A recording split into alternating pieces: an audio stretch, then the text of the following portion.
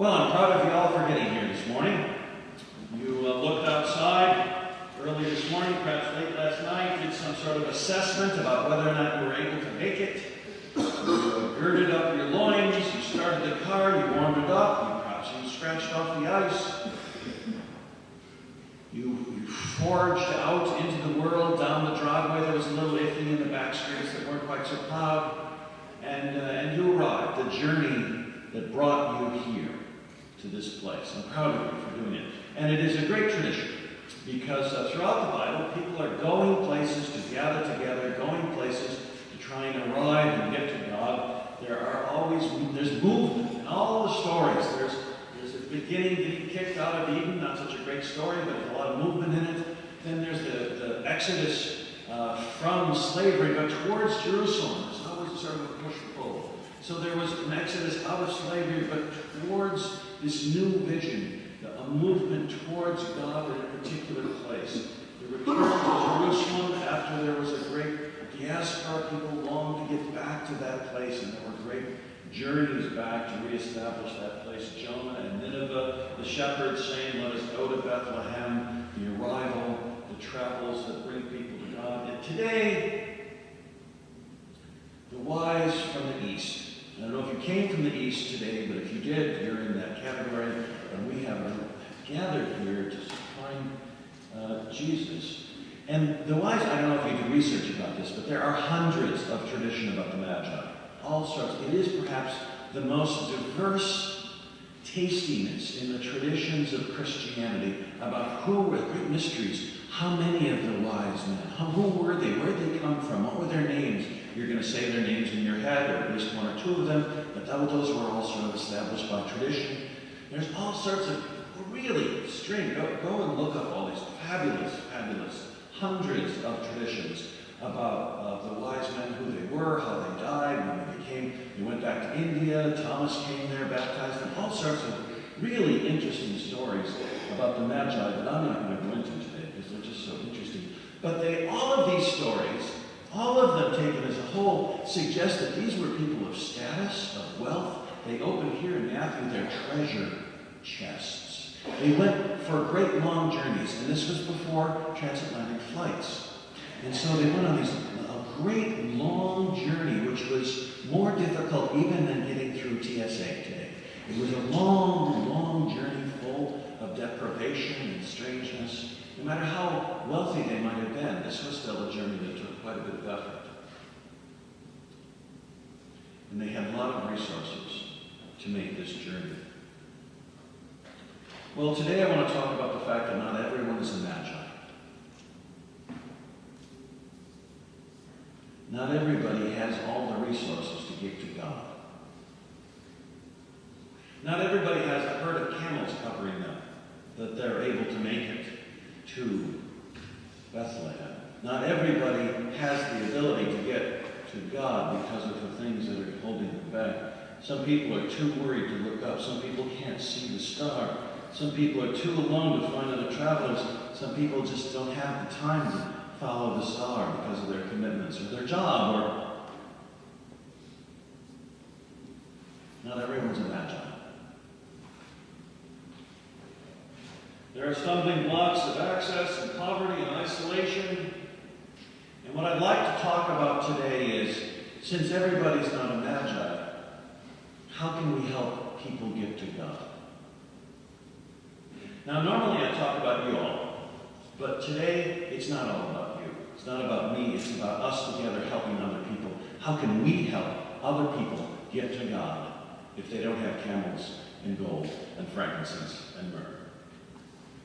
It's not how to indoctrinate people. It's how to get them at the table. It's how to bring people in from the cold. It's how to get people in the game of God. So I want to talk about three of the ways that hold people back and what we might be able to do about it. I want to talk about poverty, isolation, and access. One of the things that keeps people from getting to God in a general sort of way is poverty. You can't be worried about God. You can't raise your eyes to lift higher things if you're sort of stuck wondering whether you're going to be having a meal in the so the stories of Jesus early on in his ministry are not so much about Jesus teaching, but Jesus feeding, Jesus healing. The stories that people remember, no one asked them if they believed in certain doctrines. He just fed them. He just healed them. He just made them whole. And then they were able to ask questions about who it was that did this. Then they were able to lift their eyes and behold a larger perspective. Even the shepherds had a job that apparently let them off. Do you wonder what happened to the sheep then? Like that? Anyway, they had this job in which apparently they were able to take a little time off, a little flex time, count time, who knows what they managed. But they took a little time off, went to Bethlehem. Maybe the sheep came with them, I don't know. But they were able, they had this sort of mobility to make this journey to Bethlehem. Imagine if the angels had come to some minimum wage worker at some place where they couldn't leave. And to you is born in Scotia this day. Oh, not much, you can't leave your job. I'm sorry about that. So maybe next week you'll be able to see.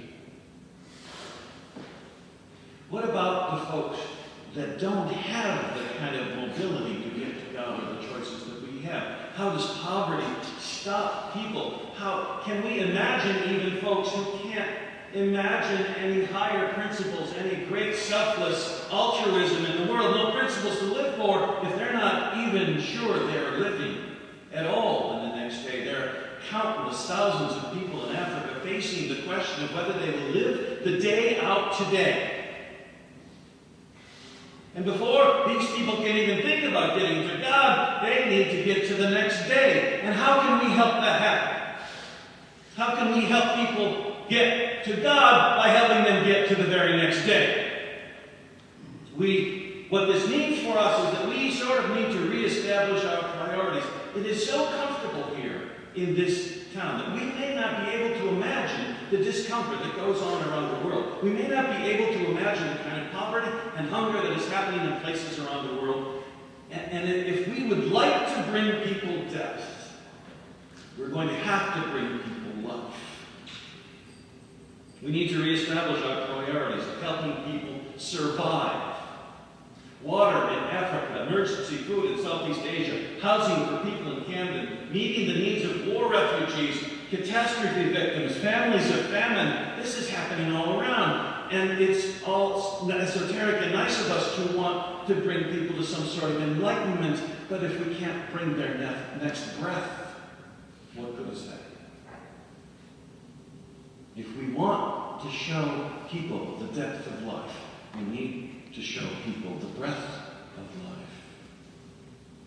So we conspire together to send money to places that will help people eat, be clothed, have houses, be able to live with dignity. So we address the problems of poverty. And in the classical sort of way that we have fallen away from, we had missionaries that were working, in medical missionaries, getting people clean water and food. And we need to find the power of that again. Not only out of our act of kindness, but our encouragement of people to go beyond just existing and to find the depth of joy that God has for us all. So we work together against poverty so that people might find this deeper richness of life, so that we might be a star. The second thing we need to address is isolation. The wise men traveled in a group, and this is a significant issue. Actually, in Syria Christianity, the tradition there is that there were 12 wise men. It took the whole country, apparently. There were 12 wise men that arrived in Bethlehem. And we imagine 3 because of the 3 gifts, but there was some sort of people traveling together on this journey. As in the children's sermon, journeys require the assistance of a community. And we have, especially in America, this image, this romantic image of the solitary journey, the road less taken, the individual standing at the crossroads, which of course is fine for romance, but in practice, the highwayman, the cowboy, the lone figure out journeying towards who knows where, the wanderer, all of these isolated sort of aren't really very practical. We're taught very early on, if you even want to cross the street, you have to hold somebody's hand. Early on, we're taught that the journeys of life are taken best and most productively and most safely when we do these together. And so there are wagon trains, and so there are road trips, and so there are all these images of our actual lives when we travel with people, as annoying as they might be. We know that these car trips and these vacations that we do together are the richness of life. And Daniel and I, listen to stories of people in funerals, and they'll talk about Lake George when they all went up to the lake house, when everybody gathered there, and the journeys to these places together are some of the highlights of life after life after life. These journeys that people took to some sort of holy place together. We call these journeys all sorts of different names. Sometimes we call these journeys together church. Sometimes we call these journeys together marriage. Sometimes we call these journeys together families. But they are people making their way in the world with a sense of connection that keeps them safe. And it also helps people to talk about what's going on, because even after something happened, as important as it was to get the wise men to Bethlehem, after this happened, they needed to talk about it on the way back. I imagine the fears on the way there and the strangeness of the trip there was balanced by the richness of the discussion back home. Well, what did you think about Mary? And how, did you feel this? And that they talked about some of the most important things that they experienced together. The American Sociological Review says the number of people saying that there is no one whom they discuss important matters with has tripled in the last 20 years. In the last 20 years, the number of people who say, I can't talk to anybody in my life about what's really important has tripled. Now, there's more diversity of contact. And in fact, there's more contact in the world now. They measure how many times you talk to people or talk to them on Facebook or whatever. And the diversity and number of exchanges has multiplied. But also the social isolation of being able to talk to somebody about very important things has dramatically dropped by a factor of 3. So we're able to have chit-chat much easier now. But it's much harder to talk about what's important. And if there's anything the church needs to do, it's to help people talk about what's important. So one of the things that we need to do is work against this isolation, help people gather together. We need to do community organizing again. We need to establish online communities that are not just anonymous lurking. We need to get used to the nurturing communities as travelers as well as nurturing communities of faith. Because we're happy to have worship services and get together and talk about how we all agree about something, but it's a little nervous when we get to people to get together just to ask questions, or groups together just to be here, to understand that we are connected in the love of the arts, or however, that our life needs to be richer about the language for talking about important things. So the church needs to be the place where we can welcome the Magi, even if we're not quite sure what they believe. That we need to be the place where folks can walk towards God, even if they don't know at all what they think. This will require from us great tolerance and a great openness, and we will be hurt by it. But it is the tolerance that Jesus calls us to as we bring people towards the star, towards God. Lastly, all of these ideas are sort of vast and large, but we need to understand that getting people to God is sometimes very concrete. I have a great long joke that I talk, but I'm not going to tell it, about how love is in the concrete. You can imagine. But we need to get people into this building. The isolation comes then expressed in the third things I want to talk about is access to God. And this is more than some rule that the government suggests we have to have. If you've ever actually tried to come to worship here and have been using a cane or have trouble with steps at all, you'll understand that you have to park in one of the 3 handicap parking spaces here, and then you have to walk maybe a quarter mile. I'm not sure how long it is, but it's down this way, up the thing there, and then up the ramp, and then in here, and it's really horrible.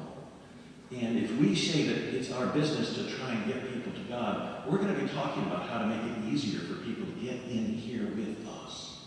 Because it's all fine and good to say we want to help people to get to God, and oh yes, there's 17 steps, and then you have to walk up over there, and careful the ice. As is always the case, it's all very nice and good for us to say we want to help people get to God until it comes down to cases. We'll be talking about these cases later on. We need to talk about how to do the internet thing, because right now there's a camera over there that's broadcasting this, and people have said, I can't believe it, right? You don't even notice it up on the wall, that little white thing on the third pillar up. It's at this very moment.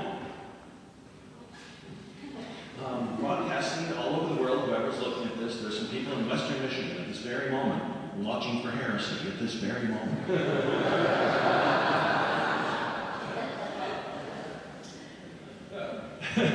But that's just the spectator thing. And we need to get better at figuring out how to connect people, to talk to each other about what's most important, how to help people be the magi on the internet, how to help people come together and talk about these important things and not just sort of look at religion as if it's some sort of spectacle, but for us to be able to use this new tool of connection in some way where it's more than just a casual sort of newspaper sort of thing and entertainment. It's on the same order as some movie that I go to see, but that this is a place where God engages us. And this is a place where we set up communities that we can talk about things that are most important to us. And maybe I can't get here on Sunday mornings, but I still need to walk towards the star. I still need to make that journey. And how can we, as a people of faith, make that journey easier? And not just a shallow journey, and maybe not even an easy journey, but a journey in which we talk to people about what is most important, and we find the God that gives us the language to talk about what is most important in our lives. And that internet thing, you know, that your kids are getting to use, and some of you are even doing the Facebook thing, that's great. We as a church need to figure out in a larger sense how to use this as a way of connecting us, working against isolation, working towards access, and even working in the issues of poverty. Because we sort of assume that everybody can afford a computer. And probably most everybody in this room can, in some sense.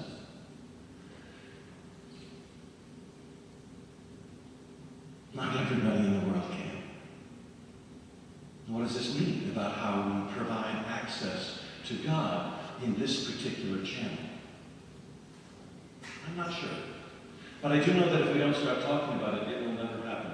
If we don't start talking about the journeys to God, that we sort of presume, because frankly, we are the Magi. We are the Magi now, of course.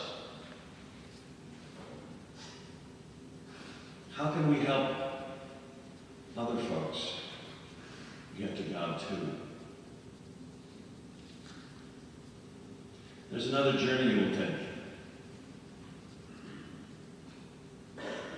This is about you. I told you before it was about other people, and so far it has been. But there's a journey that you're going to take in just a few minutes. You're going to get out of your pews, if you're able to. You're going to walk up here. And you're going to join other people in this journey. And this is going to be a journey of faith and of doubt, a journey with other people and of faith and of doubt. People who have different resources than you do, people who are worried about their future in some ways that we can't have. People who are isolated, people who may have trouble walking with every step. Together, we will make this journey to God here today. And we will act out the journey of our lives. And we will try to understand in this journey how we can invite others to what is most important. May God bless you in this journey and in that journey. And may God bless you as you invite others to travel with you.